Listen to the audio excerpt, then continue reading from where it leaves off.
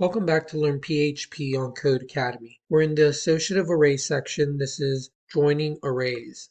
PHP also lets us combine arrays. The union operator takes two array operands and returns a new array with any unique keys from the second array appended to the first array. Here we have my array is this associative array that has our panda, very cute, lizard, cute, cockroach, not very cute, key value pairs. We have more rankings, has capybara, cutest, lizard not cute, dog max cuteness. We then are able to do animal rankings and assign to it my array plus more rankings. The animal rankings we created above will have each of the key value pairs from my array. In addition, it will contain the key value pairs from more rankings, which is capybara cutest and dog max cuteness. However, since lizard is not a unique key, animal rankings lizard will retain the value of my array lizard, which is cute. The union operator can be a little tricky. Consider the following union. We have number array. This is numbered array with 8, 3, and 7. We have string array, which has 3 strings in it. We then do union array is assigned number array plus string array. What value does union array hold? It has the elements 8, 3, and 7. Since the two arrays being joined have identical keys, 0, 1, and 2, no values from the second array, string array, are included in union array. Let's get some practice. Instructions say 1. All the animals are throwing a potluck party. Generous Giraffe is bringing an assortment of food recorded in the giraffe foods array. Industrious Impala is bringing a bunch of food as well, which is variable Impala foods. Using the union operator, create an array, potluck, representing all the food that will be brought by these two animals. Let's do that now. Let's run that. We do pass. 2 says, use print R to print the potluck array to the terminal. Let's do that here. Run it. We do pass, and it prints out.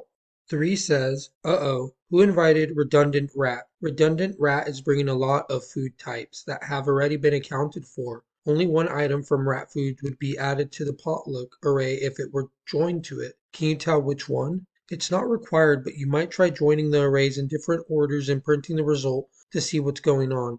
Otherwise, just click run to continue. Let's do that here. Let's run it. We do pass, and we do see that, as it says, only one item from rat foods would be added to the potluck array. And here we see the only item that would be added from the rat foods array would be drinks. And that's because that's the only other key that we still haven't accounted for. And therefore, rat would bring drinks and none other from the list, since our other arrays have already accounted for those types of food. So what we're learning here, joining arrays, we're learning about the union operator, which takes two array operands and will return a new array with any unique keys from the second array appended to the first. Anytime the second array has keys that have already been used, those will be ignored. As long as you're understanding that, you guys are getting joining arrays, and I'll see you in the next lesson. Hey, quick question for you. Are you happy with your current job or career? Do you like to go to work every day and see yourself doing what you're doing right now forever? If not, I'd like to share with you a little bit about the sponsor of this video, the Programmer Coach. The Programmer Coach is an online coding program that helps people learn how to code and get a high-paying job as a software developer. Their program is unique in that they teach you how to code by doing, through practice, which is truly the only way to learn any skill at the end of the day, right? Plus, they provide you with coaches to help you whenever you run into any issues. They also have career coaching and placement services, where they work with you and help you get your first job as a software developer.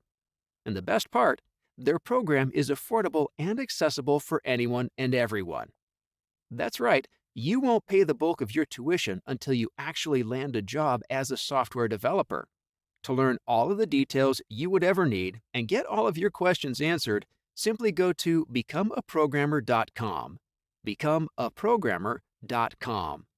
Once again, that's becomeaprogrammer.com.